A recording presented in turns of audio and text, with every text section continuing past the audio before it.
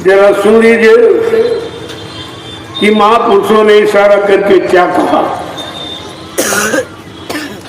कि विद्या पढ़ जो करे विचार, विद्या पढ़ जो करे विचार, विद्या पढ़ जो करे विचार, विद्या पढ़ जो करे प्रचार, बूंद भेद भी मिलान सार, बूंद भेद भी मिलान सार, बूंद भेद भी मिलान सार, बूंद भेद भी मिलान सार।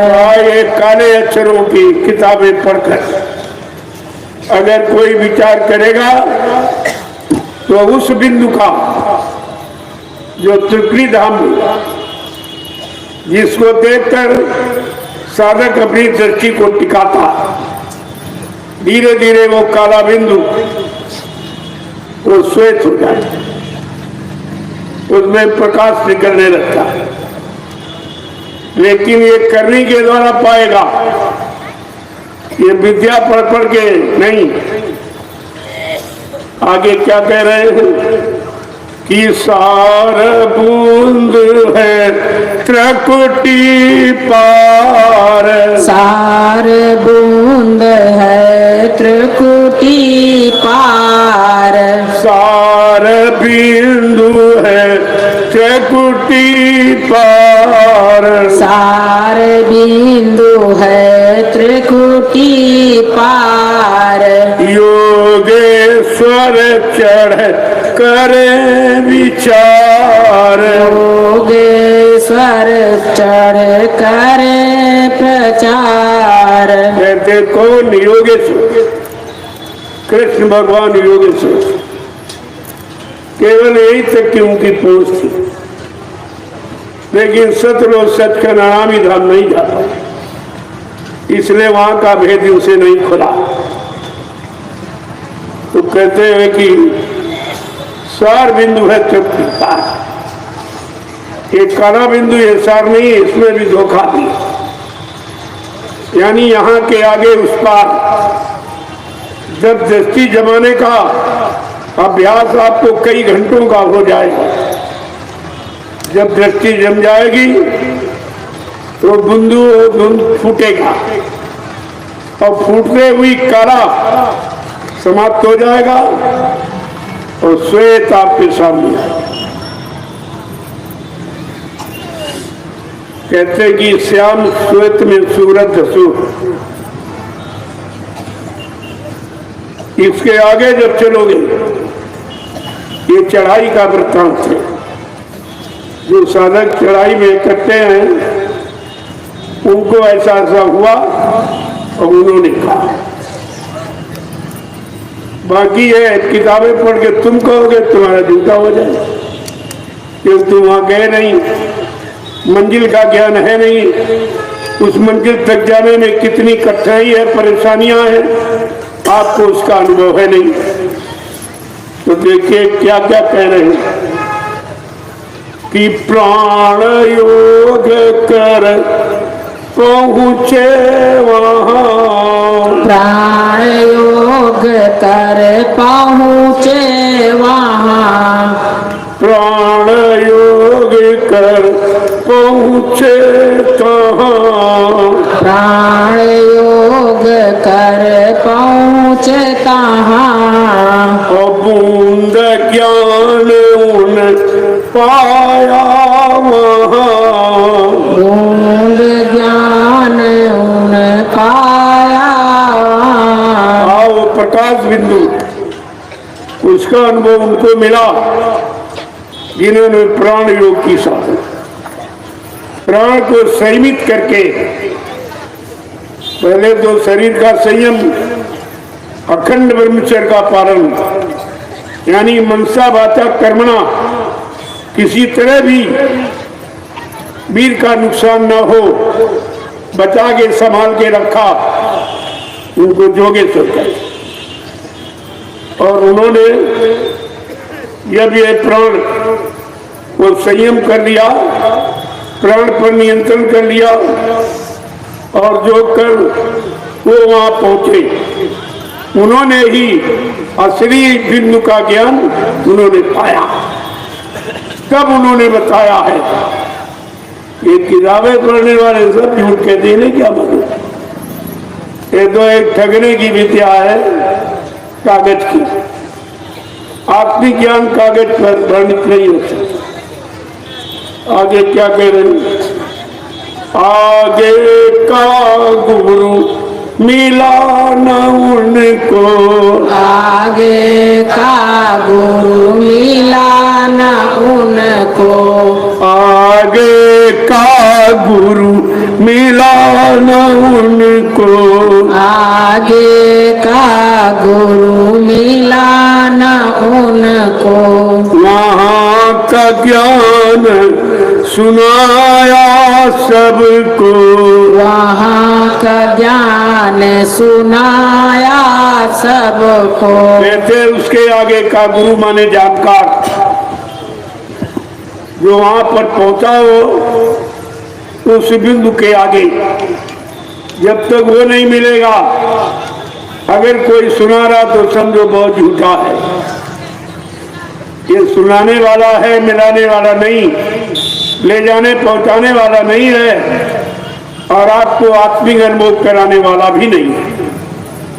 आगे क्या कह रहे हैं कि जोग बिना विद्या पढ़ कहते, योग बिना विद्या पढ़ कहते, जोग बिना विद्या पढ़ कहते, योग बिना विद्या पढ़ कहते, विद्या बुद्धि से तीर पत रहते, विद्या बोध से तिर पत रहते, विद्या बुद्धि से तीर पत रहते, विद्या बुद्धि से तिर पत रहते।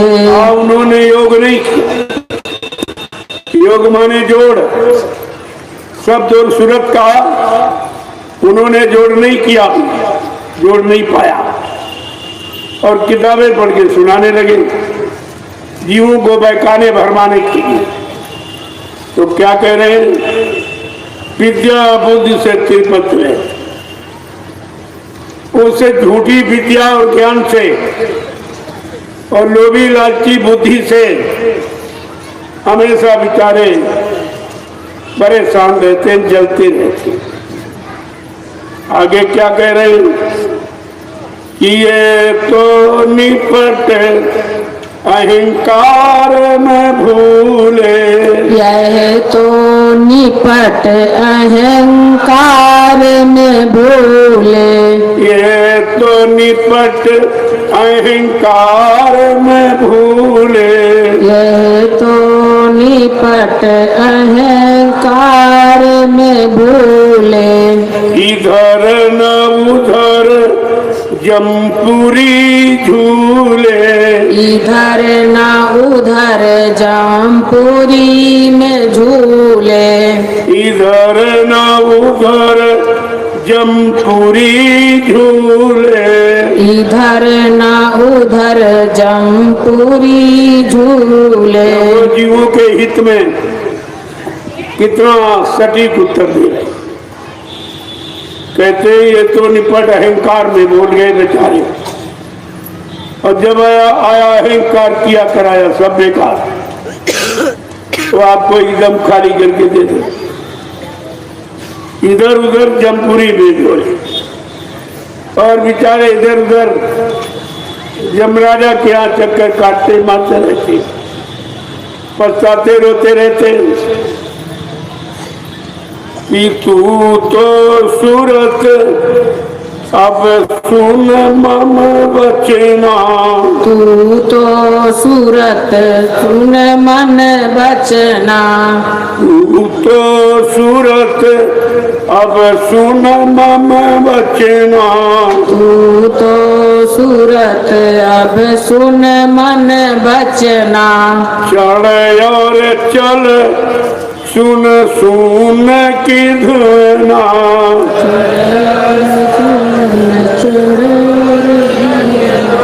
चढ़ और चल सुन सुन की धुना, चढ़ और चढ़ सुन की धुन ना। क्या कह रहे हैं सूरत, अब तू मेरे बच्चों को सुन, इन पाखंडियों लोभी लालचियों के बच्चों में मत पड़।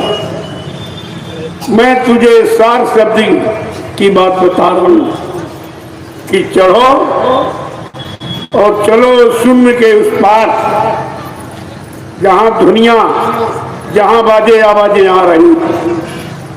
जब तू उसे सुनेगी तो खुद पर पहचान कर ले कि ये किस मंडल की धुनी है, ये कहां का बाजा है।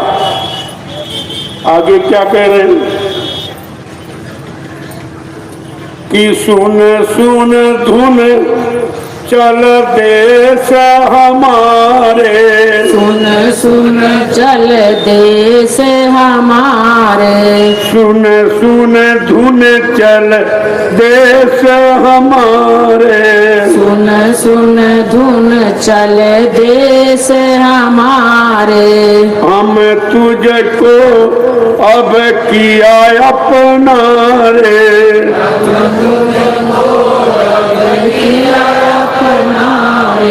हम तुझको अब किया अपना रे, तुझको किया अपना रे।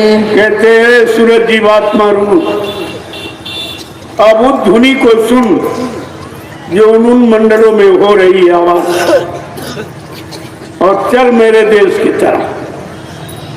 जब आवाज सुनती सुन के चलेगी तो तुझे पता चलेगा मैं किस मंडल तक पहुंची।